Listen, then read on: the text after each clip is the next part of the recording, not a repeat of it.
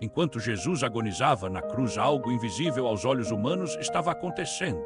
Algo que, se fosse revelado naquele instante, mudaria completamente a forma como enxergamos aquele dia.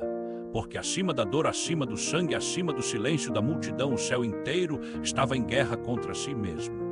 10.000 legiões de anjos seres que já haviam destruído exércitos inteiros, que já haviam enfrentado o mal, que já haviam protegido reis, profetas e nações, estavam posicionados, prontos, imóveis, esperando apenas uma ordem, uma única palavra e tudo terminaria. A cruz seria interrompida, os soldados seriam reduzidos a pó, a história seria reescrita. Mas essa ordem nunca veio. E essa é a pergunta que atravessa séculos, porque o céu ficou em silêncio quando o Filho de Deus estava morrendo. Jerusalém, ano 33 depois de Cristo, a cidade estava viva, peregrinos enchiam as ruas, sacrifícios estavam sendo preparados, orações ecoavam entre os muros. Era tempo de Páscoa. Mas fora da cidade, no alto de um monte chamado Gólgota, o cenário era outro. 3 cruzes se erguiam contra o céu, 3 homens condenados, e entre eles um homem que não deveria estar ali. O céu começou a escurecer, sem nuvens, sem vento, sem explicação. Era como se a própria criação estivesse reagindo a algo profundo demais para ser compreendido. Mas o que ninguém via era o que estava acontecendo acima. No céu o louvor havia cessado, algo que nunca acontecia. O silêncio ali não era vazio, era tensão, era expectativa, era dor. Diante do trono uma ordem foi liberada: reúnam as legiões. E imediatamente o universo espiritual respondeu. Milhares, milhões, incontáveis seres se posicionaram. Mas então veio a instrução que ninguém esperava: vocês não irão intervir.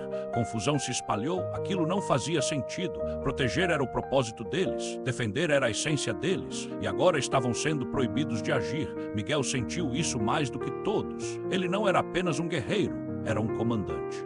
Já havia enfrentado o próprio mal, já havia liderado batalhas impossíveis, mas agora estava sendo ordenado a assistir. Na terra o primeiro prego foi cravado, o som atravessou dimensões. Não foi apenas um barulho físico, foi como uma ruptura ecoando pelo próprio tecido da existência. Um anjo deu um passo à frente, instintivamente. Sua mão foi até a espada. Não, a voz de Miguel o interrompeu. Firme, mas carregada de tensão. A ordem é clara, mas aquilo estava longe de ser fácil. Porque eles não estavam vendo apenas dor, eles estavam sentindo. Cada golpe, cada rasgo, cada respiração difícil ecoava dentro deles. E então ficou pior, muito pior. Ao meio-dia a escuridão caiu sobre toda a terra. Não era natural, era espiritual, era o peso de toda a humanidade. Cada erro já cometido, cada mentira, cada traição, cada violência, tudo convergindo sobre um único homem. E os anjos viram o que ninguém na terra podia ver: o filho carregando o que não era dele, culpa que não era dele, dor que não era dele, pecado que não era dele. Isso não deveria tocá-lo, um deles sussurrou. Mas estava tocando e estava consumindo. Então algo ainda mais perturbador aconteceu. Criaturas começaram a se aproximar, observando, sorrindo. Demônios, eles não atacavam, não precisavam. Para eles aquilo parecia vitória. Miguel apertou o punho, sua espada reagiu. A vontade de descer, de acabar com aquilo era quase insuportável. Mas ele sabia, se descesse tudo estaria perdido.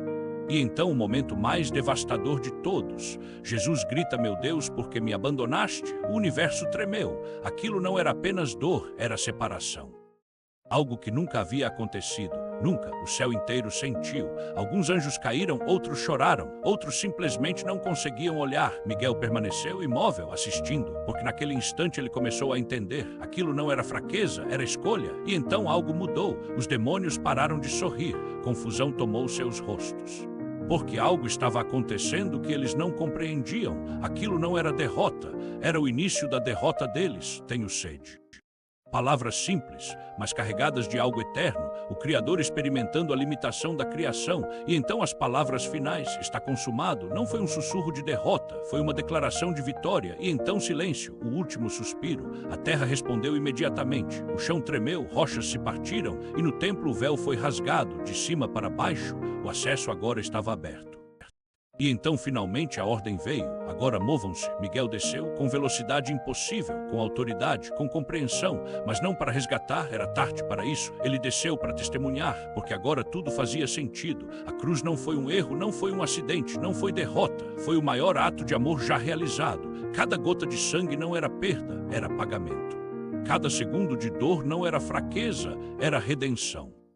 Ele não precisava ser salvo, Miguel compreendeu. Ele estava salvando. 3 dias se passaram, silêncio na terra, expectativa no céu, e então, antes do amanhecer, o impossível aconteceu. Uma luz surgiu de dentro do túmulo. Não era luz comum, era vida, era autoridade, era vitória. A pedra não era mais um obstáculo. Miguel a removeu como se não fosse nada, e então ele saiu, vivo. As marcas ainda estavam lá, mas agora não eram feridas. Eram símbolos, provas, vitória. A morte havia sido vencida, o impossível havia sido quebrado, e naquele momento tudo se encaixou. A ordem nunca foi não façam nada, a ordem foi confie. Confie quando não fizer sentido, confie quando doer, confie quando parecer que tudo está perdido, porque às vezes o maior poder não está em agir, mas em confiar até o fim. E hoje essa mesma pergunta ecoa: você consegue confiar mesmo quando não entende? Porque naquele dia o céu inteiro aprendeu algo. A maior vitória da história pareceu, por um momento, a maior derrota. Mas não era, nunca foi. E se essa mensagem chegou até você, talvez não seja por acaso. Talvez seja um convite para confiar, para acreditar, para entender que mesmo no silêncio Deus ainda está no controle. Se isso falou com você, não ignore, compartilhe, porque alguém precisa ouvir isso hoje. E talvez essa pessoa seja você.